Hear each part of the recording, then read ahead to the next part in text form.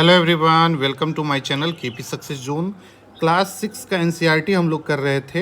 NCERT 6 से 12 का ये सीरीज चल रहा है जिसमें ज्योग्राफी हम लोग कर रहे हैं और क्लास 6 का आज छठा चैप्टर हम लोग आ गए हैं। तो इससे पहले जो भी चैप्टर कंप्लीट हुए हैं 5 चैप्टर, उसको अगर आप लोग नहीं देखें तो उसको भी ज़रूर देखिएगा, ठीक है। छठे चैप्टर को आज स्टार्ट करते हैं। छठा चैप्टर है दोस्तों, पृथ्वी के प्रमुख स्थल रूप। पृथ्वी के प्रमुख स्थल रूप, पृथ्वी के बारे में बात करें तो पृथ्वी की जो सतह है दोस्तों वो सभी जगह एक समान नहीं होती है। कहीं पृथ्वी उभरी होती है तो कहीं नीची होती है। तो पृथ्वी कहीं भी कुछ समतल होगी तो कहीं ऊंचाई होगा तो कहीं गहराई होगा। मतलब पृथ्वी की जो सतह है दोस्तों वो हमें हर जगह एक समान नहीं होती है, ठीक है। ये स्थल रूप जो है दोस्तों पृथ्वी का दो प्रक्रिया के परिणाम स्वरूप बनते हैं। आपको यह जानकर आश्चर्य होगा कि मैदान जिस भाग पर आप खड़े हैं उसमें धीरे धीरे गति हो रही है। मतलब जो पृथ्वी में हमेशा क्या होता रहता है, धीरे धीरे गति हो रही है। पृथ्वी के अंदर लगातार गति हो रही है।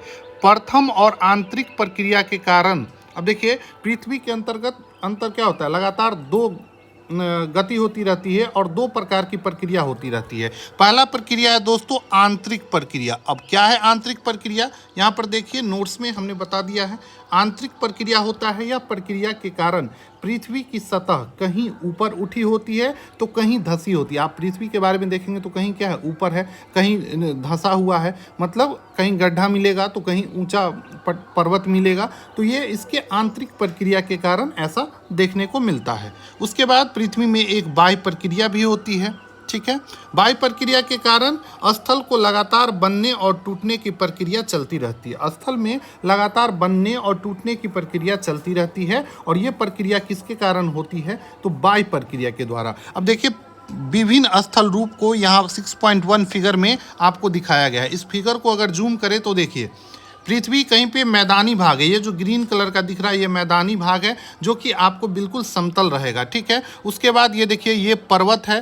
पर्वत देखिए कुछ इस तरीके से, इसमें क्या होगा, ये ऊंचाई होगा, ये चोटी होता है पर्वत का और नीचे इस तरीके से फैला होगा। उसके बाद कम ऊंचाई वाला क्षेत्र जो होता है ये भी उठा हुआ क्षेत्र है स्थल से, मैदानी भाग से, लेकिन कम ऊंचा जो होता है उसको पठार बोलते हैं। और जिसकी ऊंचाई ज़्यादा होती है 600 मीटर से ज़्यादा ऊंची को पर्वत बोलते हैं और पठार की ऊंचाई 100 मीटर से ऊंची होती है, ये पृथ्वी तल से, ठीक है। उसके बाद देखिए ये घाटी है, घाटी यहाँ पर दिखाया गया है। घाटी क्या होता है, पर्वतों के बीच का जो मैदानी भाग होता है उसको घाटी बोलते हैं। पर्वत श्रृंखला क्या होता है, पर्वत जब एक लाइन में सीधी रूप में हो, मतलब इस तरीके से श्रृंखला का निर्माण करे, देखिए कुछ इस तरीके से पर्वत श्रृंखला है ना, तो इसको बोलेंगे पर्वत श्रृंखला। जैसे हिमालय पर्वत श्रृंखला है, भारत और नेपाल में फैला हुआ है, उसके तरीके से ये छोटा पहाड़ी क्षेत्र है जो मैदान से थोड़ा ही ऊपर होता है। तो इस तरीके से आपको स्थल पे विभिन्न प्रकार का रूप देखने को मिलता है। कहीं झील मिलेगा तो कहीं नदी मिलेगा। नदी में आकर अगर कोई नदी मिल जाती है तो और उसके बाद दोनों संयुक्त रूप से बहने लगती है तो इस नदी को सहायक नदी बोल देते हैं। उसके बाद आपको डेल्टा, नदी मुहाना, वितरिका, प्रायद्वीप, स्थल संधि, तट, ये काफ़ी चीज़, जल संधि, द्वीप, ये सब चीज़ आपको स्थल पे दिखने को मिलेगा, ठीक है। ये देखिए समुद्र है, तो सबके बारे में एक एक करके पढ़ेंगे। क्या होता है नदी मुहाना, क्या होता है डेल्टा।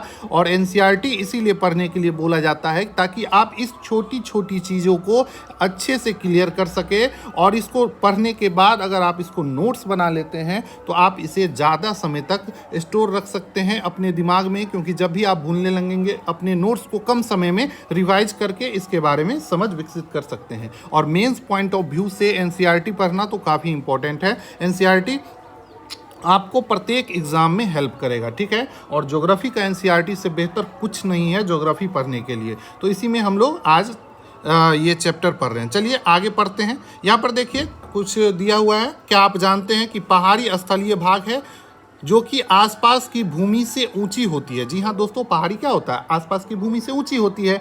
600 मीटर से अधिक ऊंचाई और खड़ी ढाल वाली पहाड़ी को पर्वत कहा जाता है। मतलब जब मैदान से 600 मीटर से ऊपर, आपको बताए हैं कि पर्वत क्या होता है, 600 मीटर से ऊपर होता है। उसके अलावा ये कई हजार मीटर तक होता है। जैसे हिमालय में माउंट एवरेस्ट है जो कि सबसे ऊंची चोटी है पर्वत की, और इसकी ऊंचाई देखें तो 8,848 मीटर है, ठीक है। लगभग। इस पॉइंट में थोड़ा और ज़्यादा जाता है, लेकिन लगभग इतना ही होता है, ठीक है। माउंट एवरेस्ट की ऊंचाई इतना ही है। चलिए, तो हम साथ में आपको नोट्स भी प्रोवाइड कर रहे हैं ताकि आप इसको अच्छे से कंप्लीट रख सके और नोट्स के जरिए आप जब भी भूले तो इसको दोबारा रिवीजन कर सके, ठीक है। स्थल रूप इन्हीं दो प्रक्रिया से बनते हैं। स्थल का जो ये अलग अलग तरीके का रूप है, ये इन्हीं आंतरिक प्रक्रिया और बाह्य प्रक्रिया के द्वारा बनती है। अब चलिए अगला टॉपिक जो है वो है अपर्दन। अपर्दन क्या होता है? देखिए, बाह्य प्रक्रिया जब हम लोग पढ़ेंगे, बाह्य प्रक्रिया में स्थल लगातार बनता है और टूटने की प्रक्रिया है। बाह्य प्रक्रिया क्या है? लगातार स्थल के बनने और टूटने की प्रक्रिया है, ठीक है। टूटने की प्रक्रिया को ही हम लोग बोलते हैं अपर्दन। पृथ्वी की सतह को टूटकर घिस जाने को अपर्दन बोलते हैं। मतलब पृथ्वी की सतह को टूटने की जो प्रक्रिया है दोस्तों, उसी को हम लोग क्या बोलते हैं? अपर्दन बोलते हैं। और निक्षेपण की बात करें तो निक्षेपण जो होता है दोस्तों, इससे पृथ्वी के नए सतह का निर्माण होता है। इससे पृथ्वी के नए सतह का निर्माण होता है, इसलिए इसको क्या बोलते हैं? निक्षेपण, ठीक है। अपर्दन से जो होता है दोस्तों, पृथ्वी की सतह नीची हो जाती है। वहीं निक्षेपण के कारण क्या होगा? अब नए सतह का निर्माण होगा तो obvious सी बात है, पृथ्वी की सतह क्या हो जाएगी? कुछ बढ़ जाएगी, मतलब ऊंची हो जाएगी। तो याद रखेंगे, अपर्दन में पृथ्वी की सतह नीची हो जाती है और निक्षेपण में क्या हो जाता है? नए सतह का निर्माण होता है, जिसके कारण पृथ्वी की सतह ऊंची हो जाती है, ठीक है। अब अपर्दन और निक्षेपण का कारण क्या है दोस्तों? क्यों अपर्दन होता है और कैसे निक्षेपण होता है? तो इस प्रक्रिया निर्माण होता है, तो समझ गए दो प्रक्रिया। ये दोनों प्रक्रिया जो है दोस्तों, जल, वायु और बर्फ के द्वारा होता है। निक्षेपण और अपर्दन दोनों का कारण बहता हुआ जल। अब कई बार जल जब बहते हुए आती है तो अपने साथ मिट्टी को भी बहा कर ले आती है। इसके कारण क्या होता है? मिट्टी का अपर्दन होता है। अब वही मिट्टी किसी जगह आकर उसको छोड़ देती है। क्या है? जब आप लोग देखे होंगे आपके आसपास जब बाढ़ आता था तो क्या होता था? पानी छोड़ जाता था, मतलब मिट्टी छोड़ जाता था, नया मिट्टी छोड़ के चला जाता था। पानी जब सूखता था तो मिट्टी जमा हो जाता था। तो इससे क्या हो जाता था? अब कहीं से मिट्टी को बहा के लाया, अब जहाँ से मिट्टी को बहा के लाया उस स्थान का क्या हो गया? अपर्दन। और जहाँ पर लाकर मिट्टी को छोड़ दिया वहाँ पे क्या हो गया? नया सतह बन गया पृथ्वी पे, तो उसको बोलेंगे क्या? निक्षेपण। यही चीज़ वायु के द्वारा भी होता है। आप लोग देखेंगे कि रेगिस्तानी क्षेत्र में क्या होता है, जब तेज आंधी चलती है तो किसी जगह के मिट्टी को उठाकर ले आकर कहीं पे ढेर लगा देती है मिट्टी का। तो यहाँ पर क्या हो जाएगा दोस्तों? अपर्दन, जहाँ से मिट्टी गायब होती है और जहाँ पर आके मिट्टी मतलब ज़्यादा भर जाता है तो या एक सतह निर्माण हो जाता है, इसको बोलते हैं निक्षेपण। यहाँ नया सतह का निर्माण हो जाएगा। इसी तरीके से बर्फबारी के समय में भी क्या होता है? निक्षेपण और अपर्दन की क्रिया देखने को मिलता है, ठीक है। तो ये था स्थल खंड के विभिन्न रूप के बनने की प्रक्रिया, ठीक है। अब देखेंगे स्थल रूप के प्रकार क्या होते हैं। तो स्थल रूप जो है दोस्तों वो 3 प्रकार के होते हैं। और ये 3 प्रकार जो है स्थल का, ये किसके आधार पर डिवाइड किया जाता है? तो ऊंचाई और ढाल के आधार पर पर्वत, पठार और मैदान में वर्गीकृत किया जाता है। किसको? स्थल रूप को। देखिए एकदम नोट्स, एकदम एक एक चीज़ आपको नोट्स में हम करके दिखा दिए हैं ताकि आपको दोबारा एनसीईआरटी पढ़े तो पूरा डीपली ना पढ़ना पड़े, आप नोट्स के सहारे से भी सब कुछ रिकॉल कर सकते हैं, ठीक है। चलिए, स्थलखंड जो है 3 प्रकार के होते हैं, पर्वत, पठार और मैदान, ठीक है। अब पढ़ेंगे हम लोग पर्वत के बारे में। पर्वत पृथ्वी की सतह की प्राकृतिक ऊंचाई है। पर्वत क्या है? एक पर्वत जो है दोस्तों पृथ्वी की सतह की प्राकृतिक ऊंचाई है, ठीक है। ये मानव के द्वारा नहीं बनाया गया है, ये प्राकृतिक रूप से बना हुआ है पर्वत, ठीक है। पर्वत का जो शिखर होता है दोस्तों, ये छोटा होता है। पर्वत का जो शिखर होता है वो क्या होता है? छोटा होगा। जैसे यहाँ पर देख लीजिए, ये पर्वत दिया हुआ है और ये जो शिखर है दोस्तों, ये क्या है? एकदम छोटा है। ये क्या है? छोटा है। तो पर्वत का जो शिखर होता है वो कैसा होता है? छोटा होता है, लेकिन आधार 14 होता है। लेकिन अगर आप यहाँ पे आ जाए आधार पे, तो आधार हमारा यहाँ पर क्या है? देखिए पर्वत का आधार क्या है? तो आधार क्या है? चौड़ा है। तो पृथ्वी पर जो पर्वत है दोस्तों, उसका शिखर पूछे कैसा होता है? तो छोटा होता है। और आधार पूछे कैसा होता है? तो चौड़ा होता है। कुछ पहाड़ बादल से भी ऊंचे होते हैं। ध्यान रखें, कुछ पहाड़ जो होते हैं बादल से भी ऊंचे होते हैं। तो क्वेश्चन अगर पूछ लिया जाए क्या पहाड़ बादल से ऊंचे होते हैं, तो जी हाँ दोस्तों, कुछ पहाड़ हैं जो कि बादल से भी ऊंचे होते हैं। कुछ पहाड़ बादल से भी ऊंचे होते हैं। और ऊंचाई पर जैसे जैसे जाएंगे जलवायु क्या होती जाती है? ठंडी होती जाती है। आप ऊंचे ऊंचे प्रदेशों में जाएंगे, जैसे हिमाचल में चले जाइए, आप पहाड़ों पे आपको क्या होगा, जैसे जैसे ऊंचाई बढ़ेगी आपको वहाँ की जलवायु कैसे लगेगी, ठंडी लगेगी आपको। अगर गर्मी के समय में भी आप पहाड़ी इलाके में जाते हैं तो आपको वहाँ पे कंबल की ज़रूरत पड़ेगी, जैकेट की ज़रूरत पड़ती है, यही कारण है। ठीक है, ऊंचाई बढ़ते जैसे जैसे बढ़ती है तो जलवायु भी वैसे वैसे क्या होती जाती है, ठंडी होती जाती है और ठंडी बढ़ती जाती है। ठीक है, कुछ पर्वतों पर हमेशा जमी रहने वाली बर्फ की नदियां होती है, इसको हिमानी बोलते हैं। अब देखिए हिमानी क्या होता है, हिमानी क्या होता है, तो पर्वत पर जमी रहने वाली बर्फ को हम लोग क्या बोलते हैं, हिमानी बोलते हैं। क्या बोलते हैं, हिमानी। पर्वत पर जमी रहने वाली बर्फ की नदियां को हिमानी बोलते हैं। ठीक है, कुछ ऐसे भी पर्वत है जो समुद्र के भीतर है, कुछ ऐसे भी पर्वत है दोस्तों जो क्या है, समुद्र के भीतर है। ठीक है, जिन्हें आप नहीं देख सकते और कठोर जलवायु होने के कारण पर्वतीय क्षेत्रों में बहुत कम लोग निवास करते हैं। पर्वतीय क्षेत्रों में क्या है, रहना कठिन है, वहाँ पर जलवायु क्या है, काफ़ी कठिन होता है, वहाँ पर चीज़ें बहुत कठिन होती है, रहने में दिक्कत होती है, जिसके कारण वहाँ पर लोग कम निवास करते हैं। वहाँ पर मतलब जैसे मैदानी क्षेत्र में क्या है, ज़्यादा अनाज का उत्पादन होता है, लेकिन पहाड़ी क्षेत्रों में कई जगह पहाड़ पे इतना ऊंचाई पे होता है कि ज़रूरत की सामान को ले जाने के लिए घोड़े पर लाद कर उसे ऊपर ले जाया जाता है और किसी तरीके से पहुंचाया जाता है। यही कारण है कि पर्वतीय क्षेत्रों में बहुत कम लोग निवास करते हैं। धरातल, खरी ढाल और कृषि योग्य भूमि की यहाँ कमी होती है। ठीक है, तो यहाँ तक आप लोग समझ गए। कठोर जलवायु होती है, निवास करना कम होता है। कुछ पर्वत जो है समुद्र के भीतर होता है, जैसे कि मौनकी पर्वत, मोनोकी पर्वत हवाई द्वीप, इसकी ऊंचाई जो है 10,205 मीटर है और ये प्रशांत महासागर में स्थित है, मोनोकी पर्वत। ठीक है, यहाँ पर देखिए दिया हुआ है मोनोकी पर्वत प्रशांत महासागर में स्थित है। मोनोकी पर्वत जिसे हवाई द्वीप के नाम से भी जानते हैं, इसकी ऊंचाई 10,205 मीटर है और ये माउंट एवरेस्ट से भी अधिक ऊंचा है।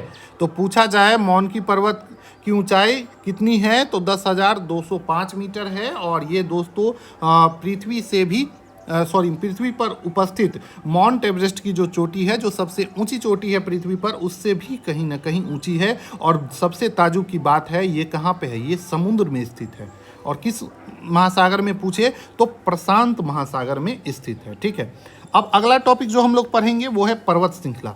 पर्वत श्रृंखला, चलिए, पर्वत एक सीधी रेखा के क्रम में व्यवस्थित हो सकते हैं, जिसको क्या बोलते हैं, श्रृंखला बोलते हैं। एक सीधी रेखा के रूप में, मान लीजिए इस तरीके से ये पर्वत हुआ, फिर अगला पर्वत, फिर अगला पर्वत, फिर अगला पर्वत, तो ये देखिए एक सीधी रेखा के रूप में क्या है, श्रृंखला के रूप में बनी हुई है। तो इसी को बोलते हैं दोस्तों पर्वत श्रृंखला। पर्वत श्रृंखला क्या है, पर्वत जब एक रेखा के रूप में क्रम में व्यवस्थित हो तो उसे पर्वत श्रृंखला कहते हैं। अब पर्वत श्रृंखला का कुछ एग्जाम्पल भी देखेंगे हम लोग। ठीक है, तो जैसे हिमालय, हिमालय क्या है, एशिया में उपस्थित पर्वत श्रृंखला है। ठीक है, उसके बाद आल्पस पर्वत, ये यूरोप में, अल्पस पर्वत श्रृंखला कहाँ पे है, तो यूरोप में है। एंडीज पर्वत श्रृंखला ये दक्षिण अमेरिका में है और दक्षिण अमेरिका को जब देखेंगे तो इसका पूरा एक ऐसे विस्तार है, ऊपर से उत्तर से लेकर दक्षिण तक एंडीज पर्वत का विस्तार आपको देखने को मिलेगा। और पिछला चैप्टर में हम जब महाद्वीप पर रहे थे उसमें आपको बताए थे कि एंडीज पर्वत का विस्तार दक्षिण अमेरिका में कहाँ है, मैप पे हमने दिखाया था। ठीक है, तो पिछले वीडियो में आप लोग इसको देखे होंगे। ठीक है, पर्वत श्रृंखला की बात कर लिए, समझ गए पर्वत श्रृंखला के बारे में।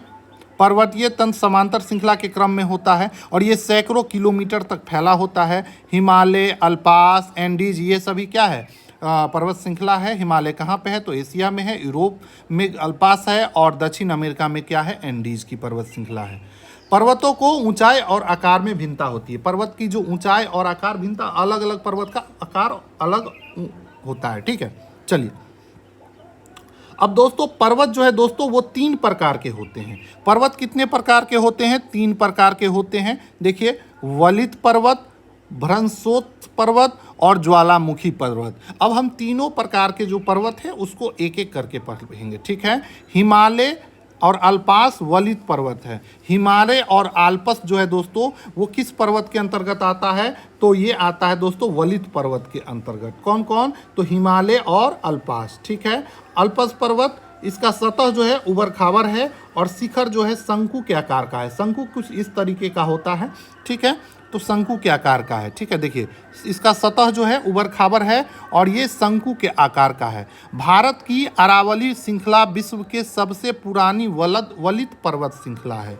भारत में भी श्रृंखला है और देखिए वलित पर्वत इस तरीके से होता है। ठीक है, इस तरीके से देखिए यहाँ पे वलित पर्वत दिखाया गया है।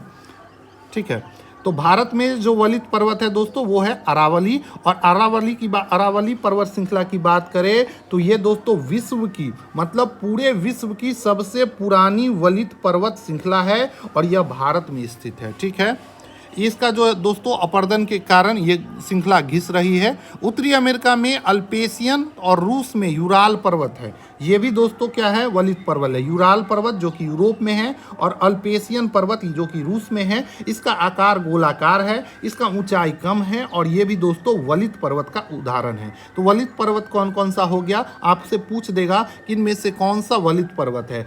ठीक है, तो अल्पास जो कि वलित पर्वत है, अरावली श्रृंखला जो कि विश्व की सबसे पुरानी वलित श्रृंखला है। ये क्वेश्चन इस तरीके से भी पूछ सकता है। ये कहाँ पे है, तो भारत में है। यूराल पर्वत जो कि यूरोप में है और अल्पेशियन पर्वत जो कि रूस में है। ये भी दोस्तों वलित पर्वत है और इस यूराल पर्वत और अल्पेशियन पर्वत जो है दोस्तों ये गोलाकार है। ठीक है, इसकी आकृति कैसी है, तो गोलाकार है, इसका ऊंचाई ज़्यादा नहीं है और ये वलित पर्वत है। ये भी काफ़ी पुराना वलित पर्वत है। ठीक है, तो यहाँ तक हम लोग पढ़ लिए। पुराने वलित पर्वत है कौन, तो यूराल पर्वत और अल्पेशियन। अल्पेशियन कहाँ पे है, रूस में है। यूराल पर्वत कहाँ पे है, तो यूरोप में है। ठीक है, सॉरी, अल्पेशियन उत्तरी अमेरिका में है और रूस में है यूराल पर्वत। ठीक है, जब बहुत बड़ा भाग टूट जाता है और ऊर्ध्वाधर रूप से विस्थापित होता है तो उसको भ्रंशोत्त पर्वत बोलते हैं। ठीक है, इसका निर्माण होता है जिसमें ऊपर उठे हुए खंड को उत्खंड बोलते हैं और नीचे धंसे हुए खंड को द्रोणिका बोलते हैं। यहाँ पर देखिए भ्रंशोत्त पर्वत है जिसमें जो ये ऊपर उठा हुआ खंड है दोस्तों इसको बोलते हैं उत्खंड। देखिए यहाँ पर ये चीज़ दिखा हुआ है, ये है उत्खंड। द्रोणिका जो है ये नीचे धंसा हुआ खंड है। यहाँ देखिए ये ऊपर उठा हुआ है और ये नीचे धंसा हुआ है। ठीक है, तो नीचे धंसा हुआ का द्रोणिका भ्रंश बोलते हैं और ऊपर उठे हुए को उत्खंड बोलते हैं। ठीक है, इसको नोट्स में भी देख लीजिए। भ्रंशोत्त पर्वत, इसका निर्माण किसी बड़े भाग का टूटकर ऊर्ध्वाधर रूप से विस्थापित, ऊर्ध्वाधर मतलब सीधी रेखा में जब विस्थापित होता है। उत्खंड जो है दोस्तों ऊपर उठे होते हैं तो उसको उत्खंड बोलते हैं या इसी को हर्स्ट बोलते हैं। और द्रोणिका जब बोलते हैं भ्रंशोत्त पर्वत को जब ये नीचे धंसा होता है। फिगर में आप लोग इसको देख लिए, काफ़ी डीप में जब इसको पूछेगा तो आपको यहाँ से क्लियर हो जाएगा। उसके बाद अगला है दोस्तों ज्वालामुखी पर्वत। या ज्वालामुखी क्रिया के कारण बनते हैं माउंट किलिमंजारो और फ्यूजियामा। माउंट किलिमंजारो जो कि अफ्रीका में है और फ्यूजियामा पर्वत जो कि जापान में है। ये दोनों दोस्तों क्या है, ज्वालामुखी पर्वत है। ठीक है, तो इसको भी ध्यान रखना है। ज्वालामुखी पर्वत ज्वालामुखी के क्रिया के कारण बनता है। अफ्रीका में माउंट किलिमंजारो, जापान में फ्यूजियामा। ये सब क्या है दोस्तों, तो ज्वालामुखी पर्वत है। अब देखेंगे पर्वत के क्या लाभ है, कहाँ कहाँ ये लाभदायक होता है। पर्वत बहुत लाभदायक होता है। पर्वत जल के संग्रहकार होता है। पर्वत पर क्या होता है, जल का संग्रह होता है। जल का संग्रहकार मतलब जल यहाँ पर जमा होता है और यही हमें यहाँ से कई नदियों का भी उद्गम होता है। ठीक है, जिससे बहुत सी नदियों का स्रोत पर्वतों में ही स्थित हमानी से होता है। ठीक है, तो नदियों का बहुत सारा स्रोत है, जैसे ही गंगोत्री से निकलती है हमारी गंगा। ठीक है, स्थित हमानियों से होता है। जलाशयों का जल को लोगों तक पहुंचाया जाता है। पर्वतों के जल का उपयोग सिंचाई और पनबिजली उत्पादन में, बिजली के उत्पादन में भी दोस्तों पर्वत के जल का प्रयोग किया जाता है और कई हाइड्रो पावर प्लांट लगे हैं। आप अगर उत्तराखंड में जाएंगे तो देखने को मिलेगा। ठीक है, नदी घाटी और वेदिकाएं कृषि के लिए उपयुक्त होती है। जो नदी घाटी होती है, नदी के क्षेत्र के बगल का जो भूमि होता है वो काफ़ी उपजाऊ होता है। पर्वत में अलग अलग तरह की वनस्पति और जीव जंतु पाए जाते हैं। पर्वत पे अलग अलग तरह के वनस्पति पाए जाते हैं और जीव जंतु भी पाए जाते हैं। वन से हमें ईंधन प्राप्त होता है। वन से हमें क्या प्राप्त होता है, ईंधन प्राप्त होता है, चारा प्राप्त होता है, फिर वन में आश्रय प्राप्त होता है, गोंद और रेजिन भी प्राप्त होता है। गोंद हमको कहाँ से प्राप्त होता है, पर्वत पर स्थित ठीक है जो वनस्पति होती है उससे पाया जाता है। बहुत प्रकार के खेल भी आपको देखने को मिलता है जो आप वहाँ पर जाएंगे। पर्यटक जब उस पर्वतीय इलाकों में जाते हैं ठंडे के समय में, गर्मी के समय में, जब इधर उत्तर भारत जहाँ पे गर्मी ज़्यादा पड़ती है मैदानी भाग में, तो लोग पर्वतों की तरफ घूमने जाते हैं और वहाँ पर paragliding, hang gliding, river rafting, skiing, ये सब चीज़ प्रचलित खेल है। अगर आप लोग भी घूमने के पर्पज़ से जब कभी पर्वतीय क्षेत्रों में गए होंगे तो वहाँ पर इस चीज़ों का लुत्फ़ उठाए होंगे। ठीक है दोस्तों, वीडियो अगर अच्छा लग रहा हो तो आप अपने दोस्तों के साथ भी शेयर कर सकते हैं। ठीक है, और अपने जो छोटे भाई हैं जो अगर क्लास 6 में है तो उसको भी एडवाइज करें कि इस तरीके से पढ़ें, और उसको भी ये वीडियो दिखा सकते हैं ताकि उसको भी अपने चैप्टर के प्रति अच्छे से समझ विकसित हो सके। ठीक है, चलिए ज्वालामुखी का देखिए, यहाँ पर देखिए ज्वालामुखी पर्वत, ये जो है ज्वालामुखी पर्वत है, और देखिए किस तरीके से ज्वालामुखी का उद्गार होता है। अत्यधिक दाब से मैग्मा, सबसे पहले मैग्मा का निर्माण होता है, देखिए यहाँ पर, और यही मैग्मा अत्यधिक दाब के कारण ऊपर के तरफ निकलता है। ठीक है, ऊपर के तरफ निकलेगा, और देखिए ज्वालामुखी शंकु का निर्माण राख और लावा के परतों के जमने से हो जाता है। इससे होकर जो लावा निकलती है, लावा क्या है, किनारों से निकलने वाली पिघली चट्टानों को लावा कहते हैं। ज्वालामुखी राख, भाप और गैस से युक्त बने बादल, ये देखिए बादल बना हुआ है जिसमें क्या है, ज्वालामुखी राख है, भाप है, और ये सभी मिलके क्या करता है, ज्वालामुखी पर्वत का एक रूप ले लेता है। और देखिए इस तरीके का ज्वालामुखी पर्वत में दो नाम आपको बताए हैं, एक माउंट किलिमंजारो और एक फ्यूजियामा। माउंट किलिमंजारो अफ्रीका में है और फ्यूजियामा जापान में है। इसके अलावा भी कई ज्वालामुखी है, ज्वालामुखी से निर्मित पर्वत हैं, तो उसको भी आप लोग ज़रूर देखेंगे। और लुसिएंट खोल के आप लोग उसके एक बॉक्स के रूप में दिया होगा, अगर आप लुसिएंट खोलेंगे तो वहाँ से आप ज्वालामुखी पर्वत का एक लिस्ट तैयार कर लेंगे। ठीक है, अगले क्लास में हम कोशिश करेंगे कि आपको सारा लिस्ट एक जगह लिखा दे। ठीक है, चलिए अब हम पढ़ लेंगे पर्वत के बाद पठार।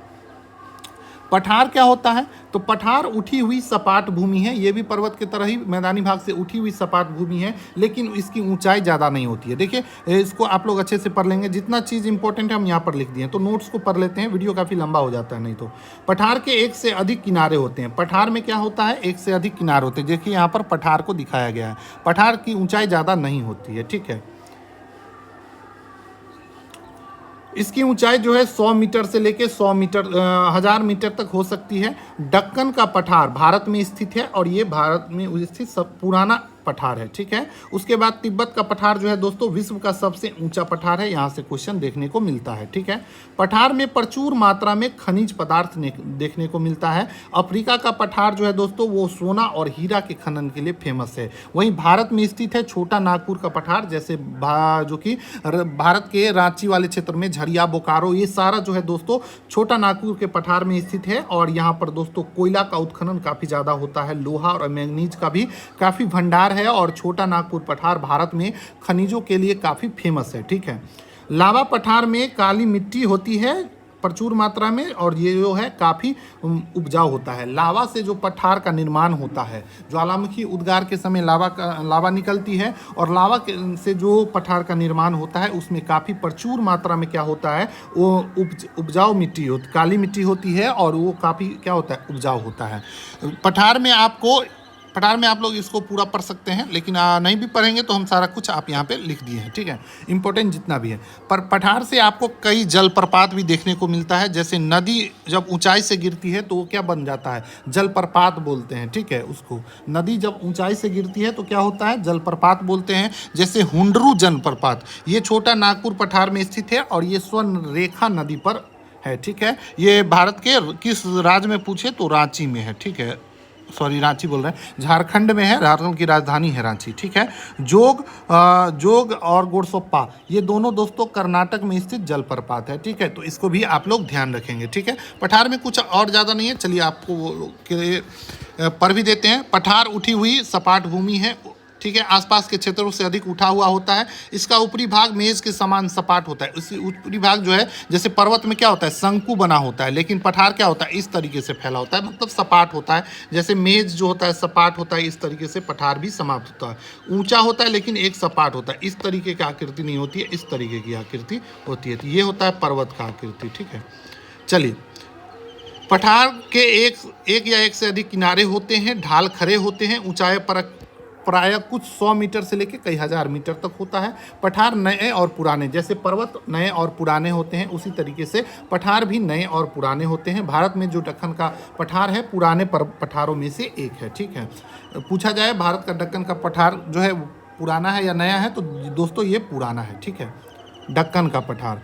केनिया, तंजानिया, युगांडा, पूर्वी अफ्रीका का पठार, ऑस्ट्रेलिया का पश्चिमी पठार, ये सभी क्या है, पठार है। ठीक है, का उदाहरण है। तिब्बत का पठार विश्व का सबसे ऊंचा पठार है, तो इसको भी याद रखना है। नोट्स में आपको लिखाई दिए हैं कि तिब्बत का पठार जो है विश्व का सबसे क्या है, ऊंचा पठार है। और इसका ऊंचाई भी दोस्तों याद रखेंगे 4000 से लेकर 6000 मीटर तक इसका ऊंचाई है। ठीक है, पठार में बहुत सारा खनिज पदार्थ मिलता है, ये आपको बताया है। खनिज की प्रचुरता होती है। बहुत से खनन क्षेत्र जो है दोस्तों पठारी इलाके में ही आपको देखने को मिलता है। भारत में छोटा नागपुर पठार देख लीजिए, जहाँ पर लोहा, कोयला, मैंगनीज बहुत बड़े भंडार पाए जाते हैं। ठीक है, पठारी क्षेत्रों में जलप्रपात देखने को मिलता है। जलप्रपात क्या है, जब पठारी क्षेत्रों में ऊंचाई से कोई नदी गिरती है तो उसको हम लोग क्या बोलते हैं, जलप्रपात बोलते हैं। छोटा नागपुर पठार में स्थित है स्वर्णरेखा नदी पर हुंडरू जलप्रपात। उसके बाद कर्नाटक में जोग जलप्रपात। उसके बाद दोस्तों लावा पठार की बात करें, इसमें काली मिट्टी की प्रचुरता होती है, जिसके कारण ये काफ़ी उपजाऊ होती है।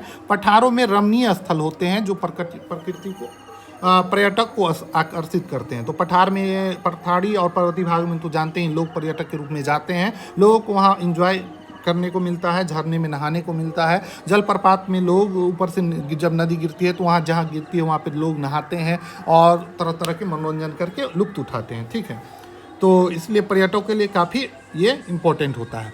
अब देखिए मैदानी भाग, मैदानी भाग के बारे में तो आप लोग जानते ही होंगे। मैदानी भाग में आप लोग निवास भी करते हैं।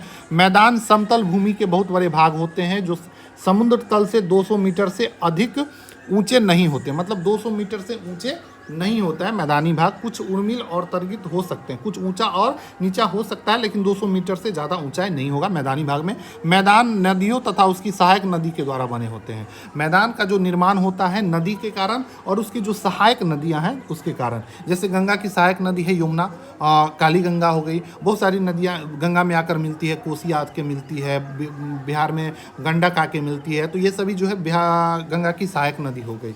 नदी पर्वतों के ढाल पर नीचे की ओर बहती है और उसे अपर्दित कर देती है। नदी जो है पर्वत पर क्या करती है, ऊपर से नीचे की तरफ बहती है, और जब वो बहती है तो अपने साथ वहाँ पर बहते हुए वहाँ की मिट्टी को क्या कर देती है, अपर्दित कर देती है। ठीक है, और ये अपर्दित पदार्थ आगे की ओर चलते जाते हैं। इस नदी के साथ धोए जाने वाले पदार्थ में आपको पत्थर भी देखने को मिलेगा, बालू भी देखने को मिलता है, सिल्ट मिलता है। ये घाटियों से निक्षेपित कर देती है और ये आते हैं, बहते हुए आती है, और घाटी जो होता है, जो नीचे वाले इलाका है पहाड़ी क्षेत्र के, वहाँ पर आकर इसको निक्षेपित कर देती है और यहाँ पर नए सतह का निर्माण कर। निक्षेपन का मतलब जानते हैं, नए सतह का निर्माण होता है।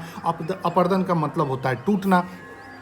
निक्षेपों से ही मैदान का निर्माण होता है, और इसी निक्षेप से नदी के द्वारा जो लाई गई मिट्टी पर पत्थर बालू, इसी से क्या होता है, मैदान का निर्माण होता है। मैदानी भाग जो होता है बहुत अधिक उपजाऊ होता है। यहाँ पर परिवहन के साधन का भी निर्माण होता है, मतलब एक जगह से दूसरी जगह जाना आसान होता है। लेकिन अगर पहाड़ी भागों में देखें तो वहाँ पर आवागमन काफ़ी मुश्किल होता है। ठीक है, ये मैदान विश्व में सबसे अधिक जनसंख्या वाले भाग है। ऑब्वियस सी बात है, मैदानी भाग में जनसंख्या ज़्यादा देखने को मिलेगा, क्योंकि यहाँ पर क्या है, मिट्टी उपजाऊ है, यहाँ पर रहना आसान है, जलवायु उतना कठिन नहीं है पहाड़ों की तुलना में। तो ये कारण है कि मैदानी भाग में अधिक जनसंख्या देखने को मिलता है। नदियों के द्वारा बनाए गए कुछ बड़े मैदान जैसे एशिया और उत्तरी अमेरिका में पाए जाते हैं। एशिया में गंगा और ब्रह्मपुत्र का मैदान है, जो कि काफ़ी घना आबादी वाला क्षेत्र है। गंगा और ब्रह्मपुत्र का मैदान, जिसमें आप लोग देखे होंगे, ठीक है, आबादी काफ़ी ज़्यादा होता है। चीन में यांत्से नदी का मैदान है। तो पूछा जाए कि यांत्से नदी कहाँ बहता है, तो चीन में।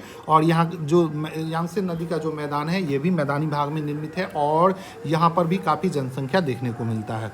मैदान मनुष्य के रहने के लिए काफ़ी उपयोगी क्षेत्र है। यहाँ की जनसंख्या बहुत अधिक होती है। मकान और खेती करना यहाँ आसान होता है, मकान का निर्माण करना यहाँ आसान होता है। समतल भूमि की यहाँ प्रचुरता होती है, उपजाऊ मिट्टी देखने को मिलता है। यही कारण है कि खेती के लिए काफ़ी उपयुक्त होता है। भारत में गंगा का मैदान देश में सबसे अधिक जनसंख्या वाला क्षेत्र है। तो भारत में जो गंगा का मैदान है सबसे अधिक जनसंख्या वाला क्षेत्र है। ठीक है, अब देखिए स्थल, रूप और लोग। स्थल रूप की विभिन्नता के अनुरूप मानव विभिन्न प्रकार के जीवन यापन करते हैं। मतलब जैसे स्थल होता है उसी हिसाब से लोग जीवन यापन भी करते हैं, ठीक है। पर्वतीय क्षेत्रों में जीवन कठिन होता है और मैदानी क्षेत्र में जीवन पर्वतीय क्षेत्रों की तुलना में काफ़ी सरल होता है। ये देखिए मैदानी क्षेत्र का कुछ बहुत ही शानदार दृश्य दिखाया गया है, जहाँ पर देखिए महिलाएं हैं, यहाँ पर धान या कुछ रोपने का काम चल रहा है, खेती का काम चल रहा है। यहाँ देखिए नारियल लगे हुए हैं, यहाँ गन्ने लगे हुए हैं। तो यहाँ पर चीज़ें जो है मनुष्य के लिए काफ़ी सरल हो जाता है मैदानी क्षेत्रों में, ठीक है। यहाँ पर अनाज का उगाना, घर बनाना, सड़क का निर्माण करना पर्वतीय क्षेत्रों की तुलना में काफ़ी आसान होता है, ठीक है। प्राकृतिक आपदा के बारे में अब बात करेंगे, ठीक है। विभिन्न प्रकार के स्थल रूप पर रहने वाले रहन सहन के तरीके कुछ अंतर होते हैं। मतलब रहन सहन के अंतर भी अलग होंगे। पहाड़ी क्षेत्रों में जाएंगे तो वहाँ पर रहने का अलग, वहाँ का वस्त्र अलग होगा, रहन सहन अलग होगा, कल्चर अलग होगा। मैदानी क्षेत्रों का अलग कल्चर होगा। यहाँ तक कि कुछ किलोमीटर चलने पर मैदानी क्षेत्रों में भी कल्चर अलग अलग देखने को मिलता है। अब प्राकृतिक आपदा के बात करें तो भूकंप, ज्वालामुखी उद्गार, तूफान, बाढ़ कुछ विनाश कर देते हैं। ये दोस्तों क्या है, प्राकृतिक अपना आपदा है। इसके लिए बचने के लिए हमें जागरूक होना पड़ेगा और जागरूकता पैदा करना पड़ेगा ताकि हम कम से कम खतरों का अनुभव हो सके, ठीक है। यहाँ पर देखिए चित्र 6.7 में रस्सी से बना हुआ पुल देख रहा है और ये इस तरह का पुल आपको अरुणाचल प्रदेश में देखने को मिलता है। तो क्वेश्चन पूछ दे कि रस्सी से बना हुआ पुल कहाँ पे देखने को मिलता है, तो अरुणाचल प्रदेश में। देखिए ध्यान रखिएगा, एनसीईआरटी का एक एक पॉइंट इंपॉर्टेंट है, आपको कहीं से भी क्वेश्चन देखने को मिल सकता है, ठीक है। प्रायः हम स्थल का उपयोग गलत तरीके से करते हैं। स्थल का उपयोग जब हम सब कुछ आसानी से मिलने लगता है तो हम क्या करते हैं, गलत उपयोग भी करने लगते हैं। उपजाऊ भूमि पर मकान का निर्माण कर लिए, ज़्यादा से ज़्यादा क्या करते हैं, खनिज का दोहन करते हैं, ठीक है। लोग कूड़ा किसी भी भूमि पर फेंक देते हैं, पानी में फेंक देते हैं, जिससे क्या हो जाता है, पानी गंदा हो जाती है। देखिए एक प्रदूषित नहर दिख रहा है, यहाँ पे नदी दिख रहा है। जैसे कि भारत में यमुना जो है काफ़ी गंदा हो गया है और उसको लेकर कई बार सफाई कार्यक्रम भी चलाए जा रहे हैं। स्वच्छ भारत मिशन का ये भी चलाया जा रहा है। स्वच्छ भारत मिशन क्या है, पर्यावरण विशेष रूप से साफ जल, वायु और स्वच्छ वातावरण को प्राथमिकता देने के लिए अभियान चलाए गए हैं भारत सरकार के द्वारा। हमारा भी कर्तव्य बनता है कि आगे आने वाली पीढ़ी के लिए पृथ्वी को सुरक्षित रखें और स्वच्छ रखें, ठीक है।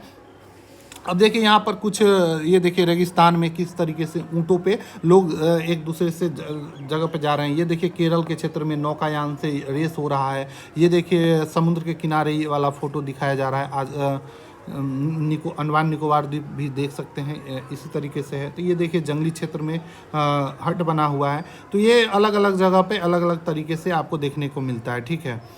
ये देखिए रिवर राफ्टिंग कर रहे हैं जब आप जाएंगे। यहाँ पे देखिए चाय की खेती हो रही है। असम का क्षेत्र में आपको देखेंगे चाय की खेती।